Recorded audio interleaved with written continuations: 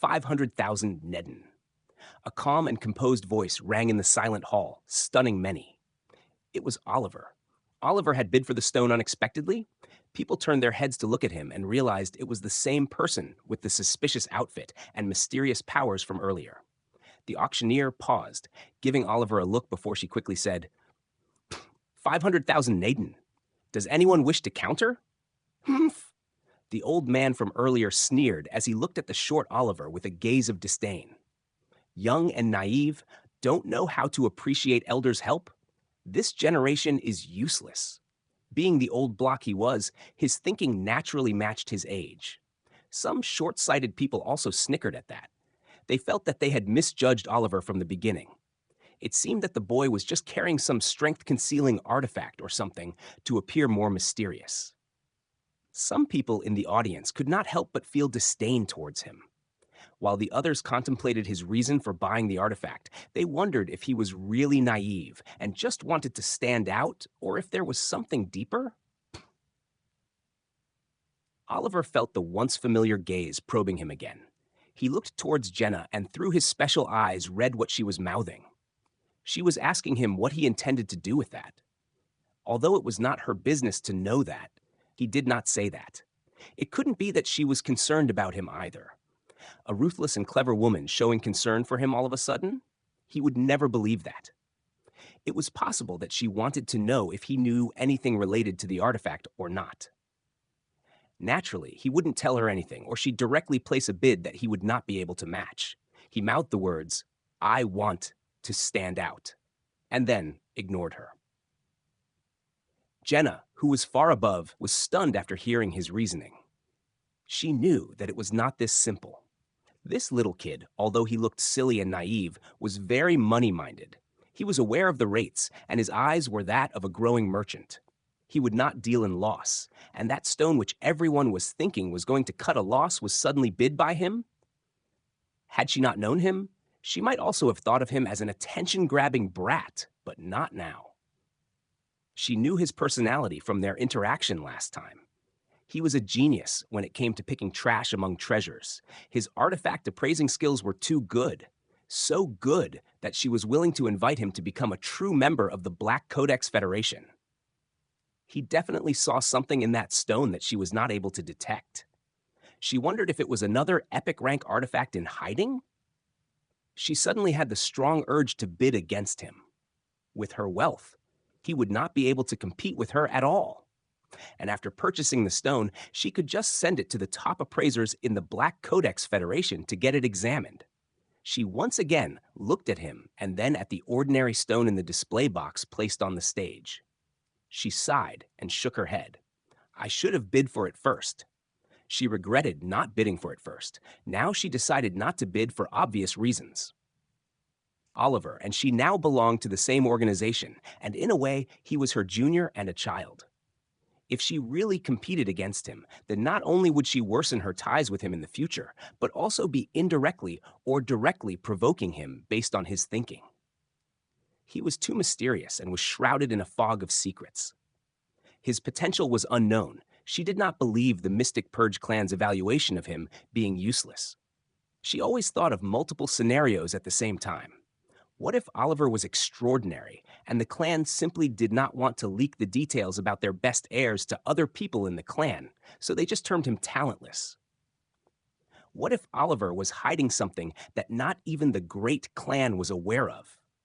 There were many scenarios revolving in her mind. If such a scenario indeed came true, then she would be making enemies with the wrong person. If she had bid before him, then he wouldn't have had any reason to blame her, but what's done was done. She decided to place more importance on human resources than materials this time. With her calm mind and wits, she had survived and dominated the business industries among exorcists. She knew what was more valuable to her at the moment. With a heavy heart, she calmly waited. Even though she had earlier been suspected by him for being creepy, she let it go. It was just that he didn't know his limits and was thus so daring. How could she, a dignified woman, be a creep? If he knew her real strength, he wouldn't even dare to look up at her. She shook her head and looked ahead with a straight face, secretly suppressing the intrusive thoughts to just bid a very high amount. Since there's no one interested in bidding, the item now belongs to number 69. Congratulations, number 69? She clapped lightly, heaving a sigh of relief that someone was willing to buy this piece of junk. There were always such junk materials that would occasionally slip in. She had heard from her colleagues about how awkward they would feel when no one wanted to buy an item. She had never experienced such a situation before in her time here, and it was about to become like that. But fortunately, someone bought it. She felt grateful. She would get more commission now thanks to Oliver. Later, she would submit a report to the auction head and request that they don't accept items through backdoor entries and get them appraised properly first. The crowd had mixed reactions as well. Number 69 is a fool, ha ha. It can't be helped. There are always such attention grabbers present in auctions every year. You're right. He even dared to ignore Mr. Teshu's advice. A junior expert appraiser, ha ha. Sagara Teshu was kind enough to let others know about this junk of a material, and yet this person number 69 didn't know how to appreciate it. Another person shook his head. Forget it. He's either a spoilt child from some noble family or clan, or just spent his entire savings to buy this junk to look rich. If it's the latter, then he will be regretting it soon enough. It was then that they suddenly felt a chill. They suddenly felt a chill behind and got uncomfortable all over. Looking over, the masked person was looking in their direction, and his eyes, for some reason, felt intimidating and overbearing. It was as if they were being stared down by the entire sky. They felt as insignificant as tiny ants under the mountainous intimidation from him. Just the gaze was so overbearing that they felt they were being stared down by the stars, always beneath. It seemed that they shouldn't comment more or they would get into big trouble, so they quickly shut themselves. Oliver, on the other hand, focused back on the stage. He knew these sort of people. They were all bark but no bite. They would fear strong and bully the weak. He used only light intimidation and silenced them instantly. Calmly, he assessed the situation.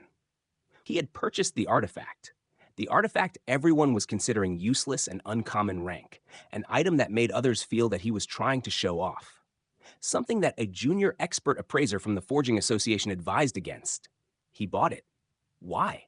Just why would he purchase such trash? Simple, because it was not trash, but a gem in the covering of garbage that they could not see. This artifact was called Stone of Sight, and was an item that was originally possessed by the high priestess of the Vasa family in the story's original plotline. She was the future companion of the protagonist of the story. In the novel, they both worked as allies for some time before departing. She was someone who fought alongside the protagonist and helped exterminate demons who threatened the very concept of humanity. She was someone with the power to predict the future to some extent, and the source of her powers originated from this sight. It was this artifact that helped her awaken her latent potential and rise above other exorcists. She could divine events that were going to happen at some point and change them. The Stone of Sight was the original family heirloom of the Vasa family, a once renowned family that participated in the Great Demon War as a vassal family for the Mystic Purge clan. They were a family of seasoned exorcists, having multiple achievements, and was also the place that once birthed many powerhouses during the Dark War. They fell from grace when their acting patriarch at that time fell against the demons in the battlefield.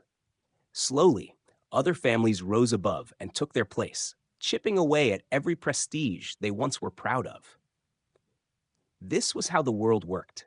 If you were not powerful enough to defend yourself and your family, then you could only step down and let others rise above you. There were countless other families vying for the attention of the Mystic Purge clan, wanting to earn the status of a vassal family, and they would do anything to rise above their competitors, schemes, plots, blood, whatever was possible. All for the mere attention and recognition of the great clan. The Mystic Purge clan, being the infamous clan they had been, did not even bother looking back and moved forward with the newer and better vassal families. Time passed, and the Vasa family slowly disappeared, at least from the public eye, while actually they had just secluded themselves in the dense mountains of the north. The family was suffering badly during this time. The lack of decent exorcists in their family was one of the major reasons. They could have directly migrated to the area with normal humans and could have lived a somewhat good life, but they did not. If an exorcist family decides to assimilate completely in the normal human cities, that would mean forever sealing their abilities and powers and live as normal humans. This was the greatest shame an exorcist clan or family could suffer from. They would be forever killing their exorcist background to the root by doing that. Of course, the Vasa family refused to go down this way. The current patriarch was an average man at best, both in terms of abilities and management. No one in the exorcism community would be willing to live the small life of a normal human. This was how the world worked, no matter how it was. During this time, fortune finally shined on them as they gave birth to a talented daughter. She had above-average potential and was hardworking. She cared for her family and desired for her family to once again regain their lost respect.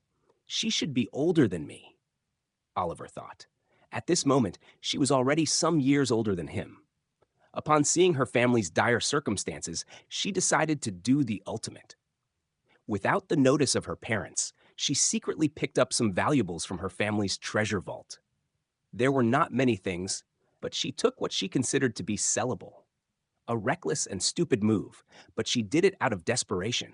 She was not able to see her parents suffering every day. She hated this. What was the use of treasures or heirlooms if they can't be used when needed? If they can't be used and were only serving as decorations, then it was better to earn something from them. The readers empathized with her decision to sell the artifacts, seeing as it was an action out of love for her family and her desire to improve their situation, rather than a selfish or malicious act. She traveled all the way from her home to the Mystic Purge clan and put the items up for auction. She was naive and had little knowledge of the world. She used her textbook knowledge and put the items up for auction in hopes of gaining funds that she could use to rebuild her family.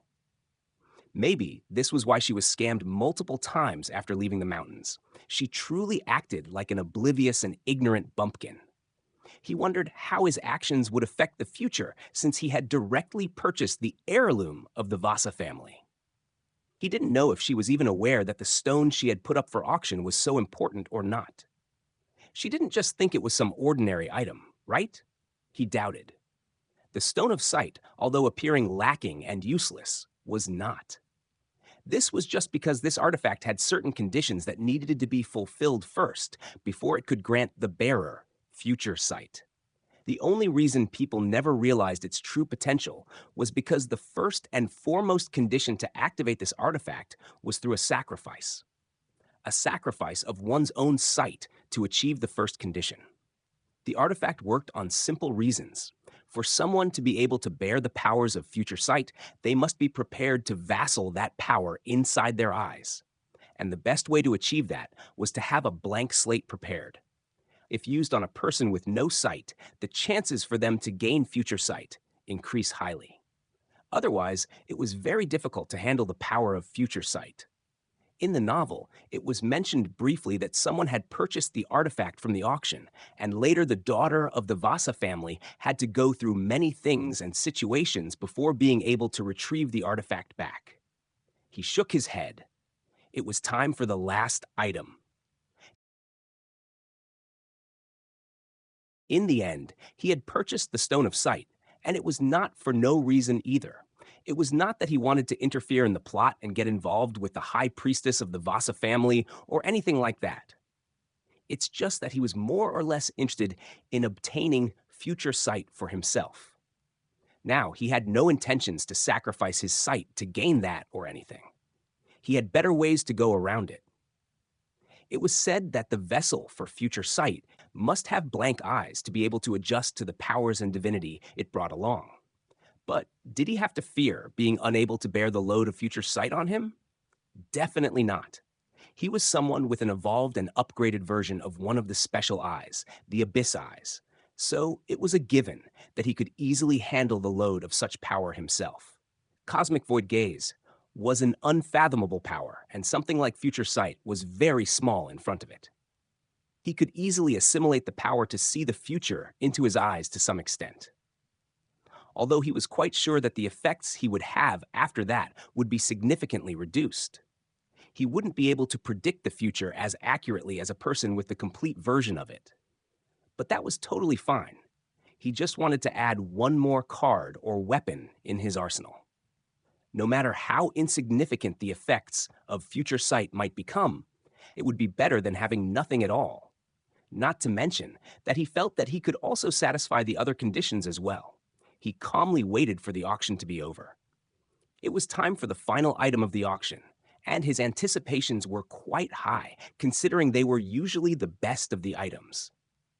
Now then, moving on to the final item for this auction. The auctioneer's voice was filled with excitement as two men brought a huge thing covered with a white cloth onto the stage. The audience also held their breath. It was definitely worth looking at. Take off the covers. Let the audience feast their eyes on this item. Multiple gasps and exclamations were heard as the cover was taken off. What? A demon. They have gotten an impressive find. Fuck, didn't expect this demon to be here. You're seeing it right, it's a demon. A rare mishi, to be specific. It's an extremely rare demon and was very hard to subdue alive. As exorcists, you all must be familiar with this demon, so I will not say much. We all know how precious this is. The auctioneer stated as a tense atmosphere gripped the crowd. It was an extremely precious thing, and most present knew its worth. But the problem was that this demon was going to be sold very high, and most probably all the VIPs on the second floor were going to fiercely bid for this. The people on the ground floor could only listen at this moment. Interfering now would be useless and offensive. None of them wanted to offend the strong individuals above for this. The bidding will start at 50 million nedin, 60 million, 80 million, 120 million, 150 million. Terrifying amounts were raised without batting an eye by the VIPs present. They all knew what this demon was worth and wanted it. Oliver sat on his chair and looked at the demonic creature closely, observing its features with interest. The creature was taller than a lamppost and moved crouched and close to the ground. Its blistery skin looked melted onto its swollen muscles. Its body appeared to be covered in a foul-smelling liquid. It had two arms that were too long for its body and ended in hook-like teal talons. Two grotesque arms sprouted from its back like wings. Its face was bloated and bulbous. Its mouth gaped open with rows of saw-like teeth and a long black tongue. It had a single ooze-secreting white dot for an eye. A mishi? He knew of this demon from the novel. The reason the exorcists were so excited to see this demon was due to its special qualities. The demon possessed a poison brain. There were 17 different pathways inside the demon's brains, which could be used to extract and make 17 types of terrifying poisons. Capturing a michi was very difficult, as they usually lived in harsh environments and would rather die than be captured. That's why a living michi was a rarity. He was feeling a sense of awe. He had never seen a fantasy creature before. All he was familiar with was a lazy and fat cat at home so far. So seeing a demon for the first time in his life left him impressed.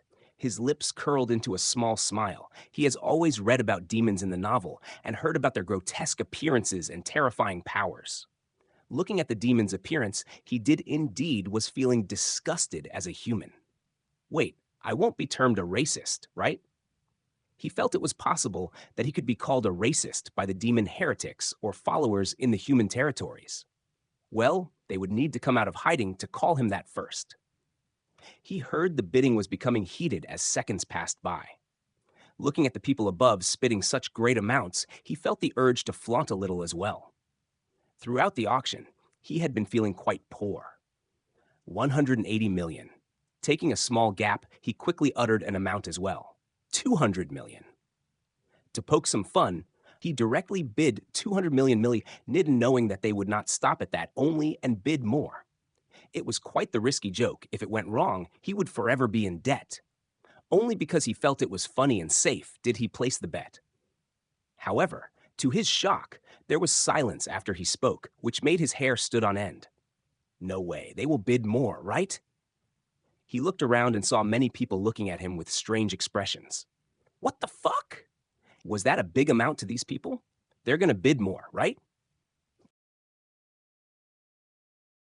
What the fuck? Was that a big amount to these people? They're going to bid more, right? Oliver heard the auctioneer suddenly announce, 200 million Neden. Is no one willing to bid higher? His heart sank when he heard that. He couldn't afford that at all, nor did he intend to buy that ugly demon. 220 million. Fortunately for him, the bidding resumed as he heaved a sigh of relief and almost slumped back into the plump cushion of his chair. In fact, 200 million was indeed not too big of an amount for the people above. They all belonged to wealthy backgrounds. The reason that there was silence in the hall was due to the fact that someone like him, who appeared to be nothing more than an attention-grabbing stupid brat, dared to bid such an amount casually. Not to mention, him directly provoking the people on the floor above was also very brave of him. Some people could not help but secretly admire the thick skin of brainless young masters. Sure enough, the rich young masters didn't care about the future. They lived in the present and offended people left and right without giving face to their status. Cough. Oliver coughed awkwardly as he remained silent and didn't dare to joke around more. 240 million.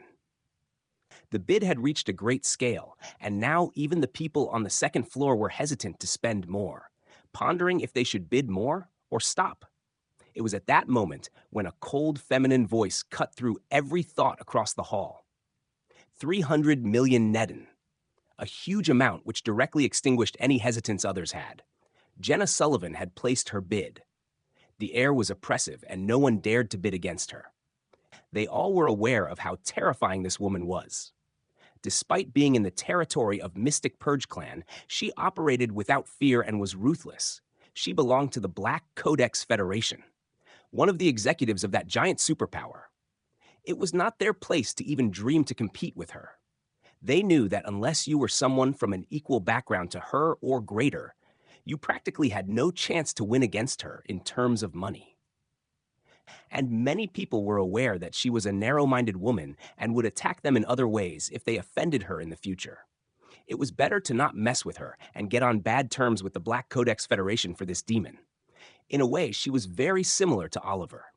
The auctioneer saw this and directly announced, "The item now belongs to number 37. Congratulations." With this, the auction also ends. Buyers can collect their purchased items from behind the hallway.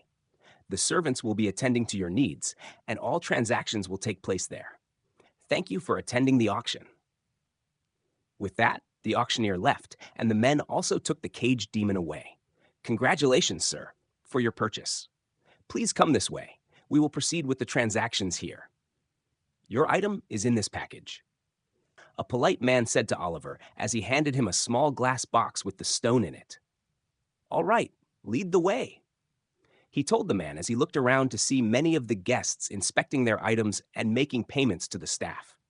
He had already checked using cosmic void gaze and verified it was the real thing that the man had given him. Of course, he was still in his mask and cap. Oh, Miss Sullivan, I am honored to be graced by your presence today. A fat woman in a sparkling red dress said aloud, not caring about surroundings. Behind her were 3 exorcists serving as guards as well. It was evident that she was probably the manager of today's event and has personally come to deliver items Jenna had purchased to her. Jenna was a superior person, unlike the ordinary him, so it was normal for her to be received by high-profiled people as well. Don't waste my time. Hurry up and bring the items. Jenna replied in a tone colder than ice, making the surrounding people gasp. The fat woman in the red dress could not help but pop a vein on her forehead in anger, but she still maintained a professional strained smile. As you wish. They will be here shortly. Well, if you'll excuse me. The woman in red quickly left before suffering any further insult. She could not argue with Jenna. She was not in a position to in the first place. Jenna's status and power were way above hers, so she could only bear it. Oliver, who was far and heard, it could not help but exclaim secretly at her unfriendliness and lack of IQ. With this sort of attitude, he could only imagine the number of people she must have offended in the past. No wonder she was so cold. She must have no friends. Jenna, who was impatient, felt his gaze and turned her head to look at him. She felt he was again looking at her pitifully, which she didn't like at all for some reason. She frowned and ignored him. She had made it clear that she did not want to be related to him in the public, or it'll bring annoyances her way, considering his special status. It was clear she wanted her relationship with him to be strictly professional. Oliver saw this and did not look at her again. He took out the black card and handed it to the polite staff to make the transaction. The man looked at the golden C engraved on the card and could not help but feel surprised. Someone else from the Black Codex Federation? Nonetheless, he quickly did the payment and escorted him out. After coming out of the auction, he heaved a breath of relief. Fortunately, he did not encounter troublesome things at the auction, and everything went smoothly. I should get going now. He walked towards the exit of the market, but in the middle of his way, he suddenly turned around. He moved in random directions and stopped. I am being followed? Who is it? He wondered. He could sense the other party tailing behind him, trying to be discreet, but he was able to catch their movements. It indicated one thing. They were novices and didn't know that he had already sensed them. Shaking his head, he decided to confront the person directly. He didn't want someone to follow him back to his courtyard and bother him at night. He quietly led his follower towards a desolate and silent area, somewhat far away from the bustling marketplace. Suddenly, he turned backward and rushed to the person in cloak. He turned around abruptly and, making use of his high speed, went directly towards a distant figure who was most likely following him, catching the latter off guard. Seeing him in high speed, the person in the cloak was shocked and quickly tried to flee, only to be tackled to the ground by him. Oliver got straight to the point. Grabbing the throat of the cloaked person, he asked with cold eyes, "Who are you?" His voice was sharp and low. "Why were you following me?" He tightened his grip as the figure tried to shake off his hand and escape. He threatened, "If you move too much, I'll directly crush your neck and kill you. Answer my questions, and I'll let you live. Who ordered you to follow me?" The flailing figure stopped moving around when his words were heard. Seeing this, Oliver lessened his grip. Naturally, he had no intention to kill. He had never killed an animal, let alone a human before. It would be weird if he suddenly became a cold-blooded killer. He just threatened the person to make them stop. In this world, such killings were common, so a smart person would know when to surrender. He said, "Let's take off your hood. I would like to see your face." He used his other hand and directly removed the hood covering the person's head. Wavy and shiny crystal blue hair emerged from underneath the hood. His eyes slowly widened behind his mask as he saw the face of the woman. Ding! Lucia Vasa. Does the host wish to bind with the individual? Lucia Vasa! What is she doing here? He was quite surprised seeing one of the major characters of the novel right in front of him. He swiftly declined the system and looked back at her. She had ink blue-colored eyes which were strained at the moment and glaring at him. She had a small button nose and glossy pink lips. Her skin was fair and devoid of blemishes. She said in a low voice, "Let me down. I'll talk." Hearing this, he came back to his senses and calmly released his grip on her throat. He knew she must have something to say to him if she followed him for so long. Also, he did not feel good holding someone by their throat. "Speak," he said.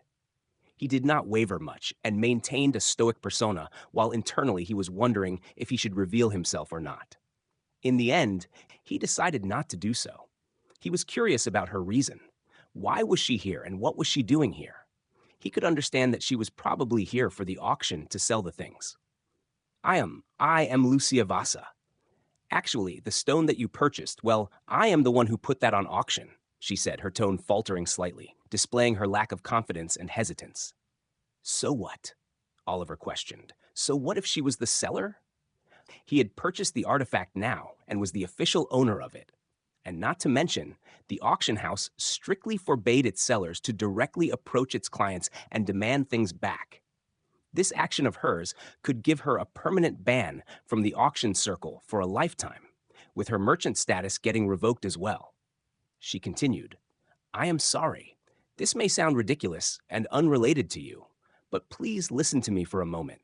I know I am being a bother right now, but this is very important to me that I let you know of this." Oliver calmly asked, "What is it?" Seeing that he was not leaving or attacking her again, Lucia was relieved. She told him, "Actually, the stone you are currently taking with you is the family heirloom of the Vasa family, an exorcist family in seclusion. I am not sure if you have ever heard of our name, but my family was very prominent some decades ago." She paused before continuing. "But at the moment, although I feel ashamed to admit it, we have fallen and are now suffering to maintain our long existing family. It has become a tenth of what it once used to be. The stone in your hands, I don't know why, but it's the heirloom that has been passed in my family from generation to generation." Her eyes turned somewhat desperate and moist. Clenching her fist, she lowered her head. "I beg of you, could you please return this to me?" Her body trembled slightly, displaying how difficult it must have been for an heiress to bow down to someone and beg for something. "Unfortunately, that cannot happen. Please, I beg of you, please. I am willing to put anything online in exchange for it." She cut him and pleaded. "Then why did you even put it up on the auction in the first place if you had never intended to sell it?" He paused and asked something first. It's a complex story." She narrated the story of how she came from the mountains and how the thing and auction happened to now. So basically, to summarize, her father had realized that she had stolen artifacts from the household and was enraged and regretful. He could not just come to the Mystic Purge clan suddenly now, and it would take him a considerable amount of time to even reach them. So, he used his connections and delivered her a message through which she came to know that the stone she had thought was useless and ordinary was actually her family heirloom. Initially, she was shocked, but she trusted her father and asked the auction staff to give the stone back.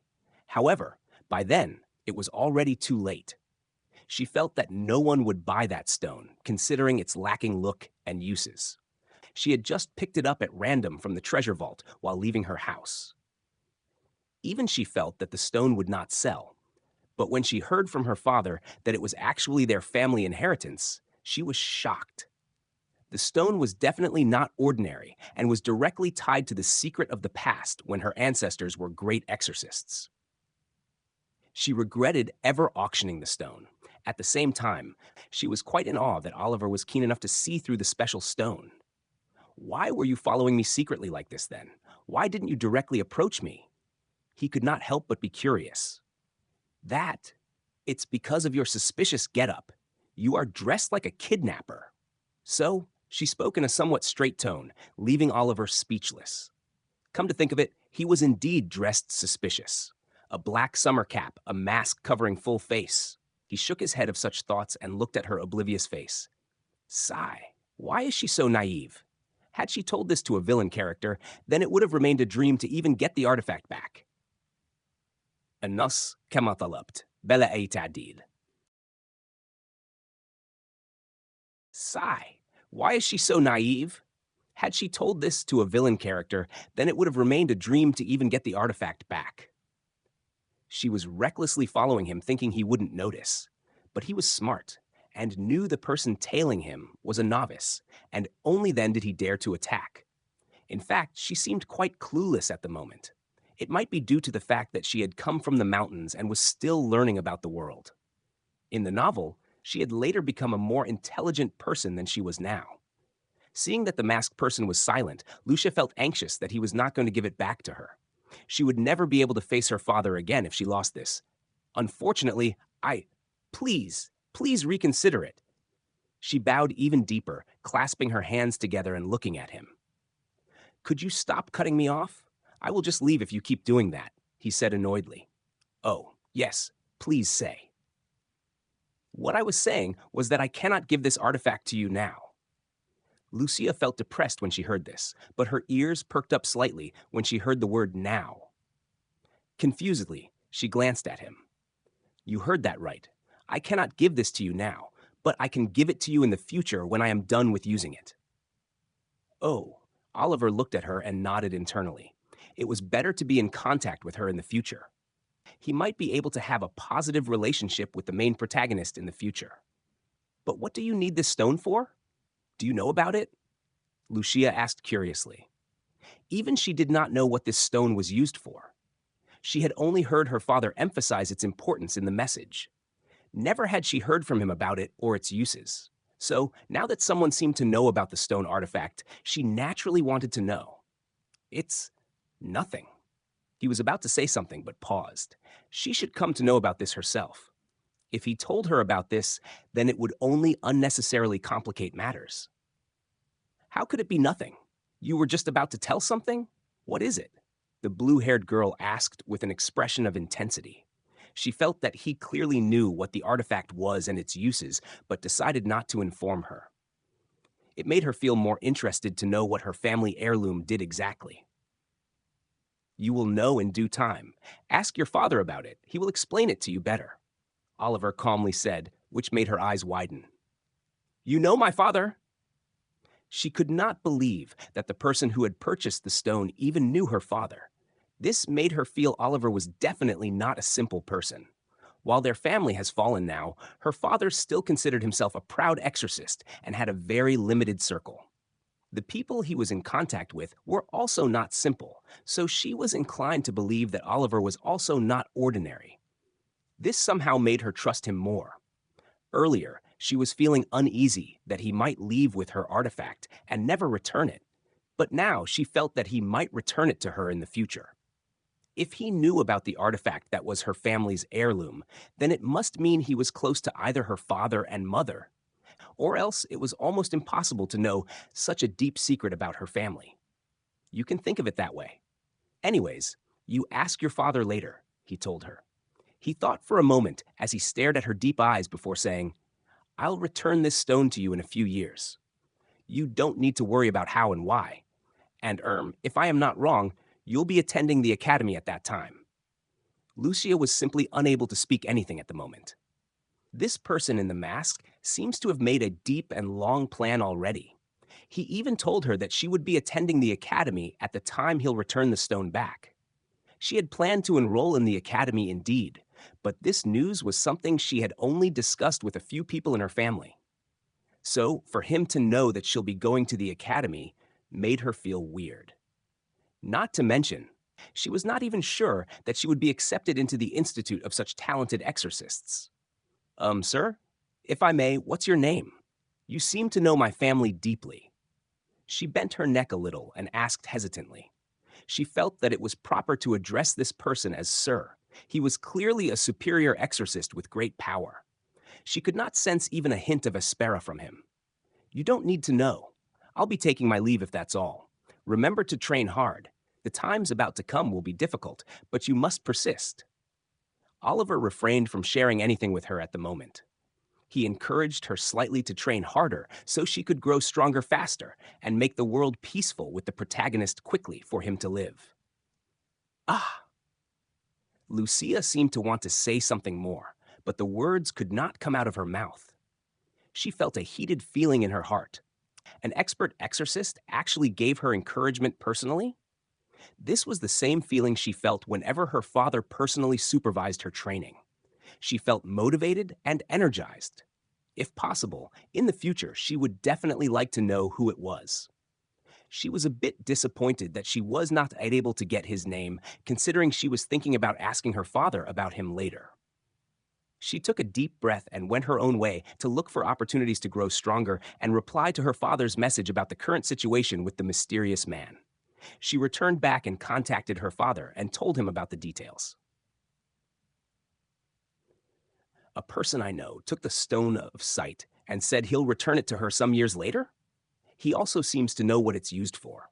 He even knew she will be enrolling in the academy in the future? Lucia's father received the message from her daughter about the situation and was stunned. She even said that he was a close friend of mine? What's going on? Why did he not remember anyone with a mask and cap on his friend list? Was this friendship supposed to be one-sided? Fuck! She did not get scammed, right? He could not help but curse in anger. The stone of sight was now in the hands of a complete stranger, and they had no clue who it was. The situation could not be any worse.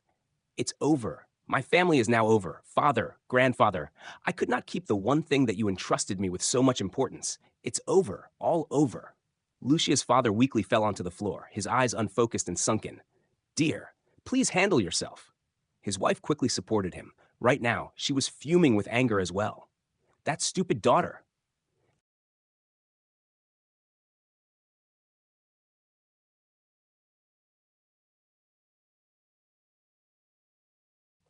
Dear, please handle yourself. His wife quickly supported him. Right now, she was fuming with anger as well. Her daughter had finally done the unthinkable. She had always been an honest and sincere child, but now she showed such stupidity that invalidated all her past achievements. She actually dared to auction the family treasures so brazenly. It's all my fault. I failed to raise her properly. No, it's not your fault alone. We have failed as parents.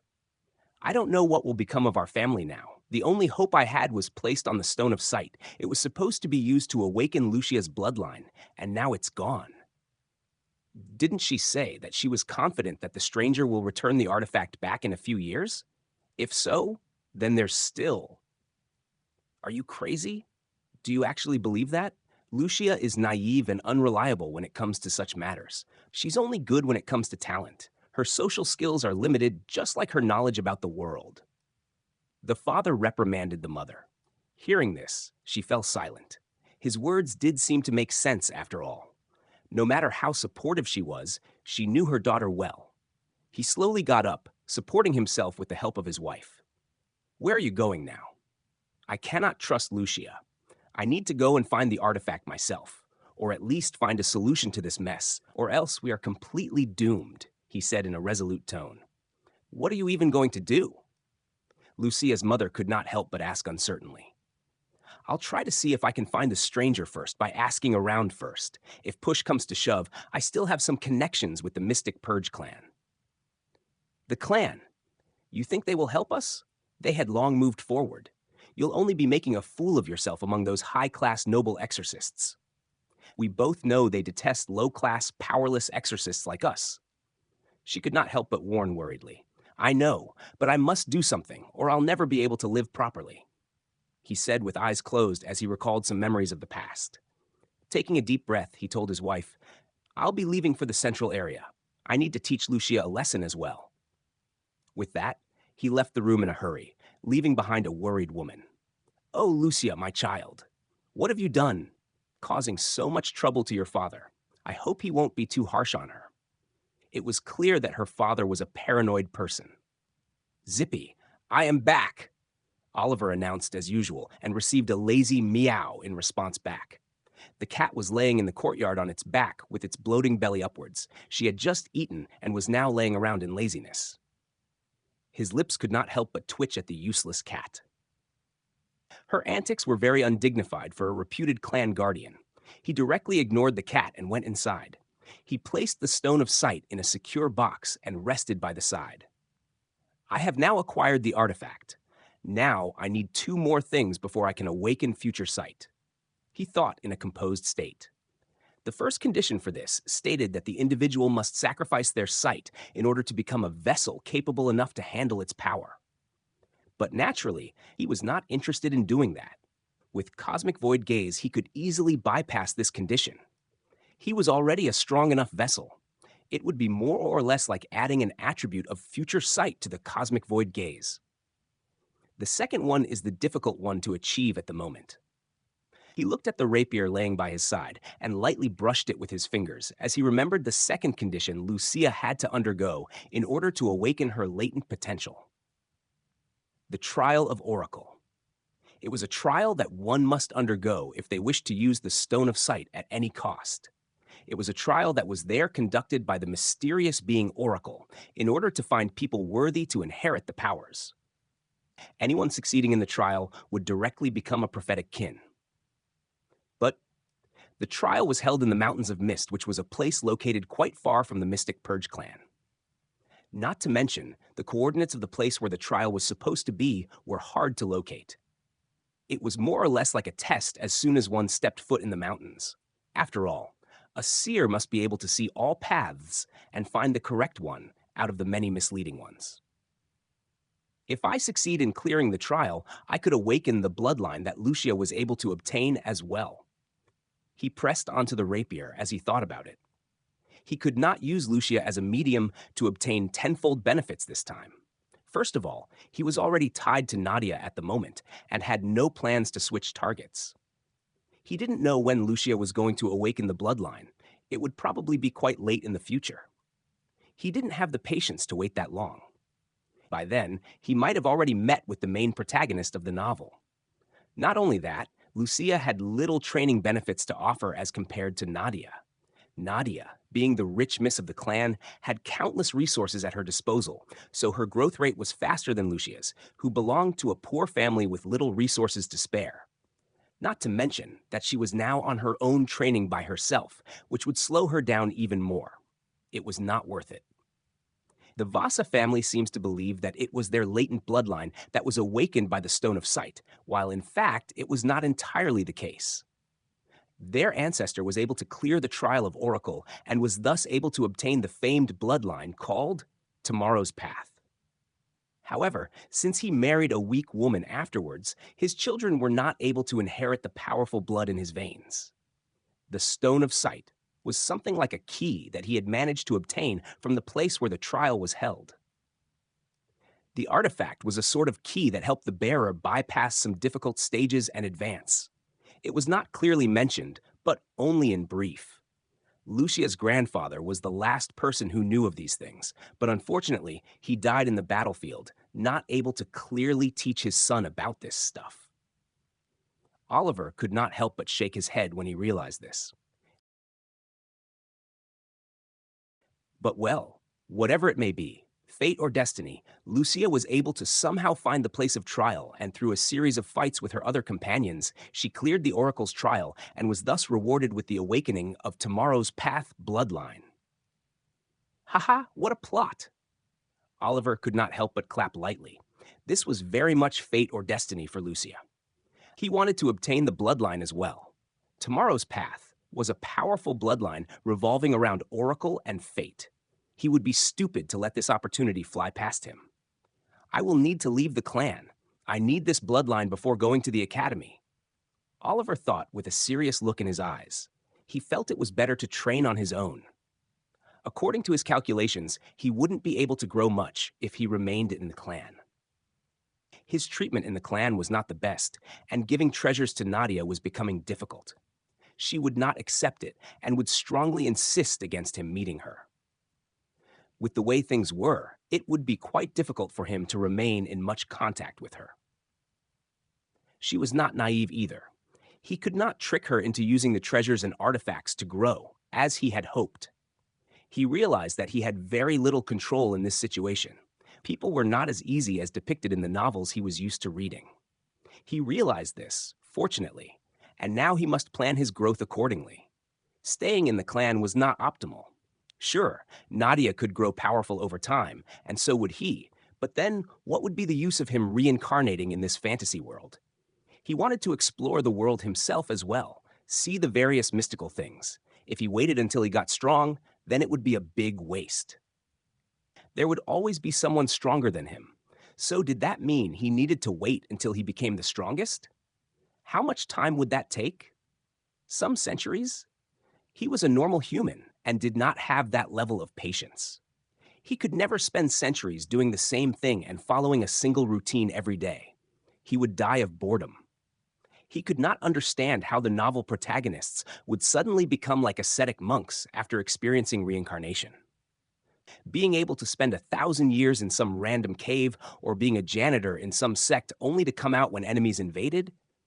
Maybe they were indeed extraordinary, but he sure was not, and nor did he intend to spend the majority of his life in one place.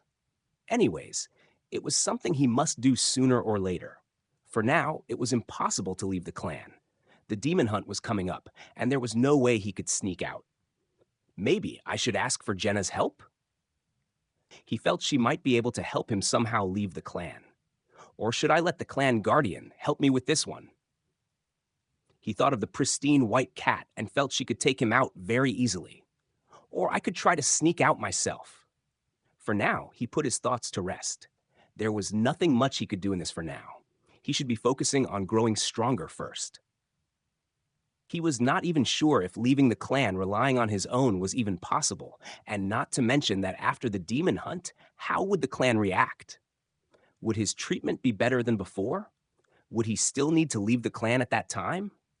Would there be schemes involved revolving around him? He must wait patiently. The demon hunt was an important event, not from the novel's perspective, but from his clan's perspective. Basically, the contents were always different, but the main crux was that the heirs would be thrown between demons and would be asked to hunt them. The stronger the demon they were able to hunt down and bring back, the greater the chance of victory in the event. Oliver got up and clutched the rapier in his hand. He was going to train now. Just like that, days turned into weeks, and weeks turned into months. Oliver barely interacted with Nadia during this time. He had grown numb to her cold attitude by now. She would not even look at him if by chance they ever met face to face. Nonetheless, he tried not to mind her behavior and kept trying from time to tempt her with artifacts and elixirs.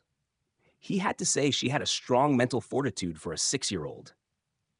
He doubted that exorcists outside would ever refuse a free elixir or artifact. Well, they would even try to kill him to get it, and here she was. He received some occasional strength boosts from her during the following months, and his body status was now something like this: novelas. In dot, name Oliver Mystic. Strength level 4, level 1. Charisma level 3. Luck level 2. The demon hunt will begin in a week, Oliver muttered as he wiped off his sweat after an intense training session. In the good span of many months, he did not dare to slack at all. He received tenfold strength boosts during these months, and thus trained as a physical exorcist. He decided to specialize so that he would not be lacking compared to others of a sane level in strength. Although he did not get any techniques other than Sovereign Strike of Infinite Freedom from Nadia, he paid that no heed and instead searched for new weapon techniques himself. The market was huge, and there were all sorts of mysterious sellers. It was hard to find good techniques, but he was persistent and was thus able to get some good stuff. It's only a week before I will be in the presence of the elders and the other heirs. I must prepare myself for this mentally as well. He looked at the various equipment laying around him: a rapier, a spear, a dagger, and an axe. Of course, he was someone from the modern world, and he knew just how useful versatility could be when it came to mastering weapons. He would naturally not limit himself to 1 or 2 weapons. Mastering more weapons was better for him. In the future, if he bound himself to another target specializing in another weapon, style, and art, he would have difficulties adapting if he was already not accustomed.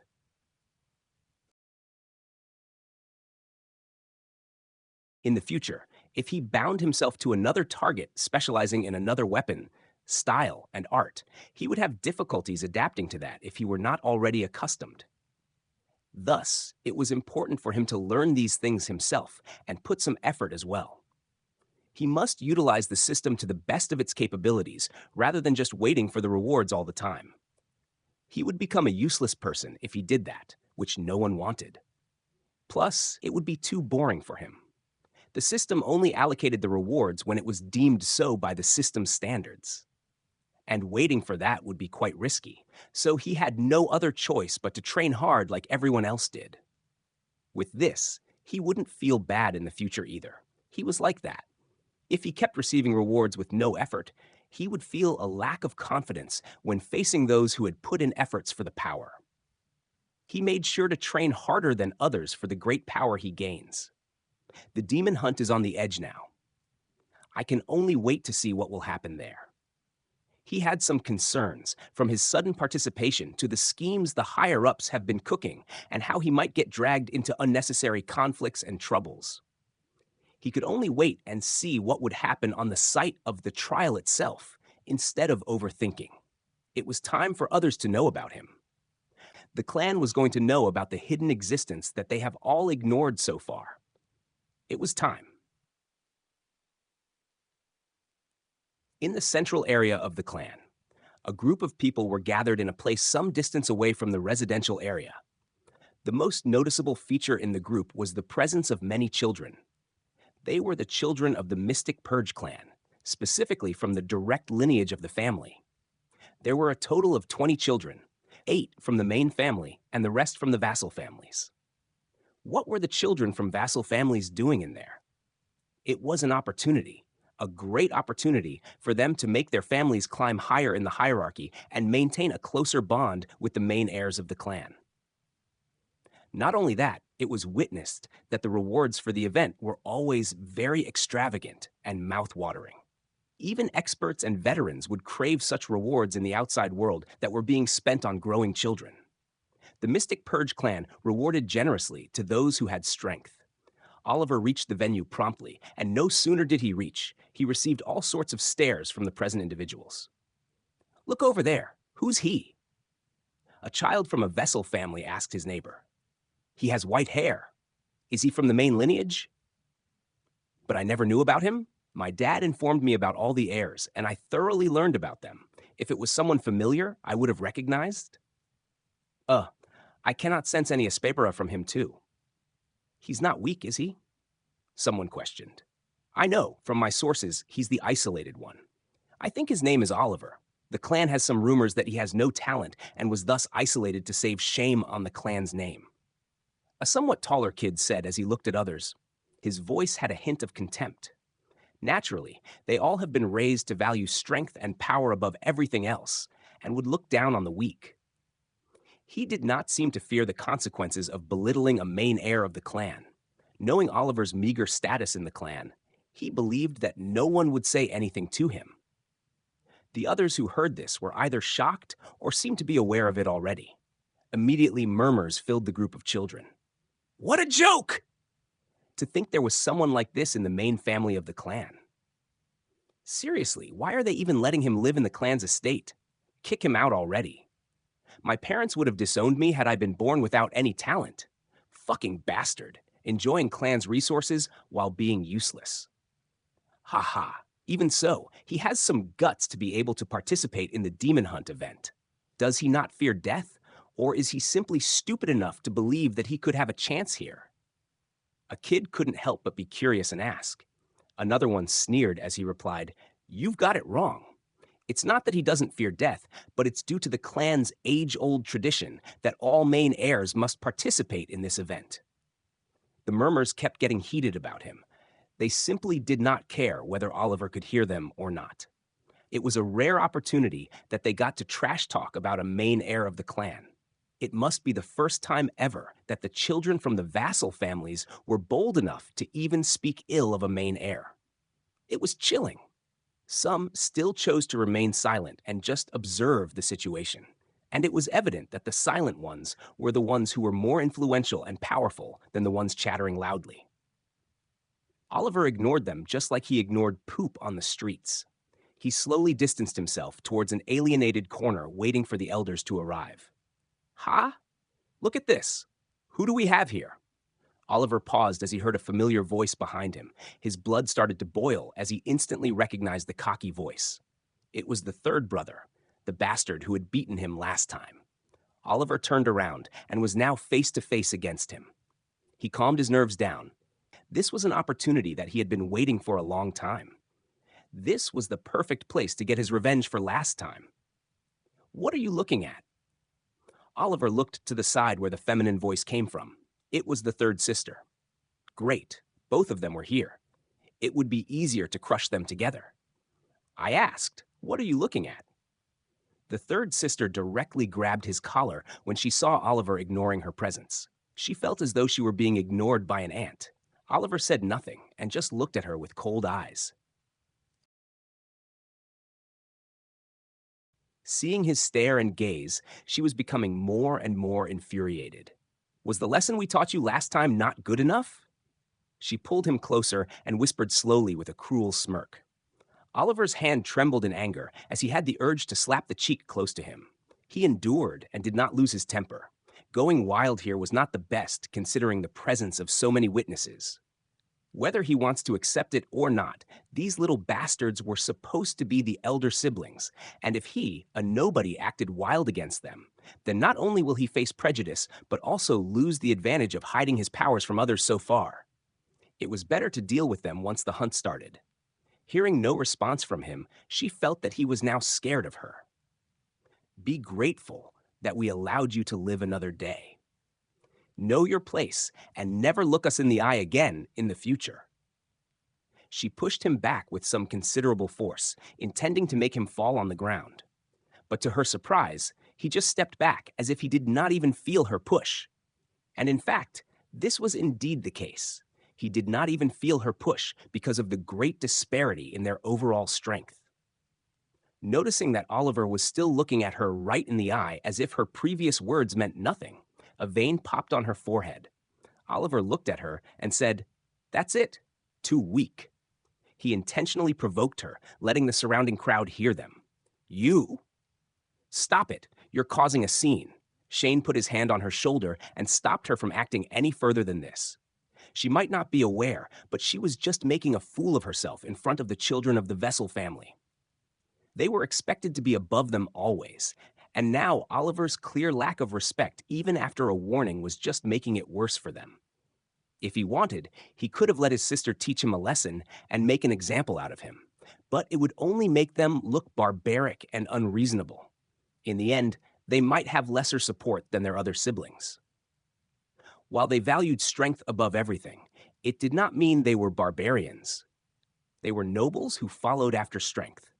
"Shane, let me be. I will make an example out of this bastard today." She gritted her teeth in anger. Oliver simply looked at her in the eyes as if giving a provocation. He would not attack her, but if she did, then he would resist and fight back. He was prepared to do so. Shane looked at his sister and whispered, "There are many people here, plus the elders would be arriving anytime now. We can deal with him during the hunt." His words seemed to reason with her as she calmed down and looked at Oliver with a cruel glint in her eyes. She would make sure that he would become a cripple after the hunt for sure. With that, he took her away from the crowd. Oliver sneered. He wanted to see what would she do? Let the hunt start first. Then he would deal with them. Oliver also diverted his mind. His mood was now bad because of this encounter. Although he appeared calm, his hand was trembling slightly in anger. He really wanted to pounce on them and beat them 10 times worse than they did to him. He looked around and instinctively activated Cosmic Void Gaze and felt the espera of the children around, determining any potential opponents. Due to this, he found that all the children present here had a decent level of espera for their age. It was understandable, as the Vessel family sent their best kids out for this event after all. The age range was 5 to 10 years old for this event, and if he was not wrong, he came in the youngest group. It was ridiculous to let children participate in such a terrifying game of hunting, but this was not the world that could be understood by common sense. This was the clan of the best exorcists around the world, and likewise, the children must also be the best among the best. Intellect, strength, influence, everything must be controlled since a young age. Ha ha! He let out a laugh as he felt a great amount of espera radiating from some of the children. These were definitely the cream of the crop, even among the crowd. He even spotted the second brother of his as well in the corner, and found his espera had increased as compared to before. Oliver suddenly felt his eyes narrow as he noticed a glowing lump of massive espera in the corner. Short white hair, a motionless expression. It was Nadia. She was also there. He deactivated the special eyes and walked towards her and found her standing alone. The other children did not dare to come too close to her and were maintaining a sort of invisible distance. "Hey," he called out to her, making her flinch slightly. She turned around, her expression as cold as it could get. And why not? She had warned him repeatedly to not even approach her. But this guy still dared to call out to her in this massive crowd. Was he stupid?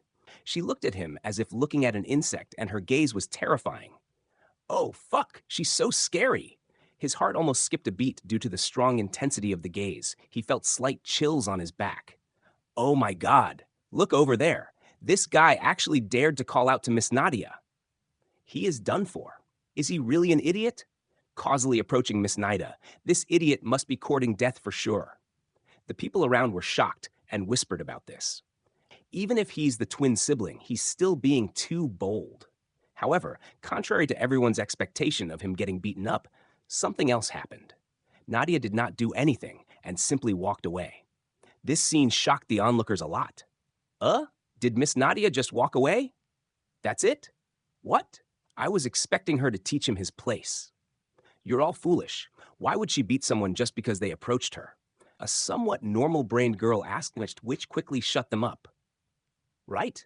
Why would she? Ha ha. Oh, of course. Why would she? Only a brainless person would do something like that. Another one said, not knowing that they were all expecting that to happen, making them categorized as brainless. She's too generous and let him go.